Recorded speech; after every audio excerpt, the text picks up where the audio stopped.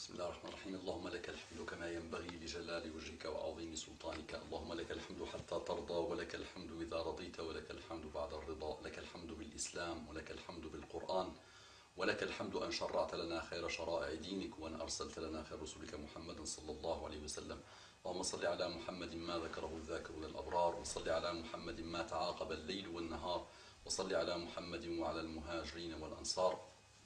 صل على محمد صلاة تنجينا بها من جميع الأهوال والآفات، وترفعنا بها أعلى الدرجات، وتبلغنا بها أرض الغايات من جميع الخيرات في الحياة وبعد الممات. السلام عليكم ورحمة الله تعالى وبركاته. إخواني في الله, que la paix d'Allah subhanahu wa ta'ala, ses salutations, ses miséricordes soient sur vous, mes frères et sœurs, partout dans le monde. Rabbi shrah li sadri wa yassir li amri wa hlul 'uqdatan min lisani yafqahu qawli. Bismillah. Donc, Inch'Allah, dans la continuité du rappel que on essaie de faire à nous-mêmes, à nos frères et sœurs partout dans le monde, je continue, Inch'Allah, dans les rappels concrets. On ne va pas trop théoriser parce que, alhamdoulilah, la théorie, il y a beaucoup de théories qu'on ne veut plus écouter, qu'on n'est même plus capable d'écouter, qu'on ne comprend pour des choses trop théoriques qui ne font pas avancer. Donc on va faire, Inch'Allah, le rappel par le concret, le top du concret, pour petit à petit, Inch'Allah, qu'on évolue tous vers le rappel par la théorie, parce qu'il n'y a pas plus beau que d'avoir la science et de comprendre le message islamique par la science pure, Inch'Allah. Mais on doit passer par cette étape du concret, Inch'Allah. Donc c'est l'histoire que j'ai postée sur Internet, que j'ai reçue d'une sœur très sincère, où on ne colporte pas des choses non véridiques, donc l'histoire est véridique. Une de nos sœurs l'a vécu et beaucoup de millions de sœurs la vivent partout dans le monde aujourd'hui. Donc c'est les pas de Shaitan dans les relations hommes-femmes. Et vous avez, je pense, vu l'intervention sur l'adorateur qui adorait Allah des dizaines et des dizaines d'années, qui a fini en enfer suite à cause des pas de Shaitan. Donc c'est l'histoire d'une sœur qui avait, il y a quelques années, décidé de se marier et qui avait essayé de trouver son prince charmant, son futur mari, sur un site internet. Et donc, il s'est connecté sur un site internet, il a rencontré un frère qui donnait l'impression qu'il était quelqu'un d'extrêmement pieux, d'extrêmement pratiquant. Et donc, cette pratique, masha'Allah, que la sœur a repérée, l'a mis rapidement en confiance, et elle a commencé à discuter avec ce frère, d'abord par MSN. Donc, première étape du pas de Shaitan, c'était aller vers MSN. Donc ils ont discuté quelque temps sur MSN, et elle a continué à se mettre en confiance et à voir quelqu'un, et à échanger avec quelqu'un d'extrêmement pieux, qui donnait l'impression qu'il était vraiment pieux, même si je ne sais pas ce que ça veut dire, être pieux et être pratiquant. Après, Inch'Allah, on parlera de ça. Petit à petit, ils ont évolué vers le deuxième pas, ou le troisième pas, qui était le pas de Shaitan, qui était échanger le numéro de téléphone. Donc, ils ont passé plus d'un mois à discuter par téléphone, à se découvrir, à s'apprivoiser, à se parler, et elle était de plus en plus confiante de tout ce que ce monsieur dégageait de foi et de piété et de pratique de sa religion islamique. Donc petit à petit, ils ont décidé de se rencontrer. Donc première rencontre, donc on va dire quatrième ou cinquième pas de Shaitan, ils se sont rencontrés tous les deux. Au départ, le monsieur lui disait qu'il ne voulait pas de rencontre, de multiplication des rencontres. Donc c'était juste une première rencontre pour se voir, c'est tout.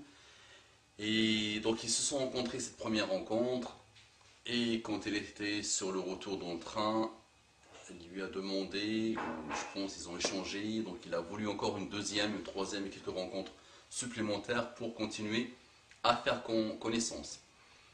Donc ils ont eu une deuxième rencontre, ils ont parlé, elle était aux anges par rapport à tout ce que le monsieur lui racontait, tout ce que le monsieur essayait de lui montrer, de lui-même. Et donc sur le retour de la deuxième rencontre, elle a reçu un texto du monsieur qui lui dit qu'il a décidé de se marier avec elle qu'il était vraiment sincère dans sa démarche et qu'il voulait vraiment se marier avec elle. Voilà, donc elle était toute heureuse, toute contente, alhamdoulilah, enfin un mari, Inch'Allah, un mari où elle va vivre la foi. Elle-même disait qu'elle était vraiment heureuse parce qu'elle parlait beaucoup avec lui de religion, comme si parler de la religion pouvait faire des choses. Il suffit de parler de la religion pour changer le monde, ce qui n'est pas vrai, ce qui n'est pas le cas. Donc, ils ont commencé à discuter, à parler sur les modalités de mariage. Jusqu'à là, les amis, ni la famille à elle, ni sa famille à lui n'ont pas été informés. Son wali à elle n'a pas été informé. Ça a été fait vraiment entre les deux. Tout ça, ça avance droit vers le mur, sans l'intervention d'un conseiller ou d'un wali. Donc, lors d'une discussion, il parlait des modalités de mariage. Le moment où elle lui a posé la question quand tu viendras avec ta famille me demander au mariage, à ce moment-là, lui, il a rétroqué, il a répondu en disant est-ce que tu es vierge? La question l'a un peu déstabilisé, l'a trouvé trop directe, mais il a répondu sans aucune hésitation oui, je suis vierge. Donc, lui, il lui a dit si tu es vierge et tu es sûr de toi, j'aimerais bien que tu fasses un certificat de virginité.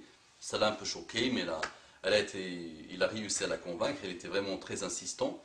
Elle a décidé d'aller voir sa gynécologue pour lui sortir ce certificat. Mais le monsieur lui a demandé de venir faire cette attestation dans son bled à lui, qui était un peu loin, dans sa ville à lui, qui était très très loin de la ville où habitait notre sœur.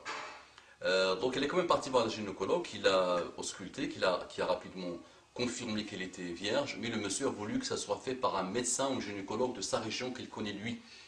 Donc il l'a invité à venir dans sa région pour faire ce certificat. Donc elle s'est déplacée, confiante en elle-même, confiante en monsieur, qui était vraiment bien, tout ça pour elle.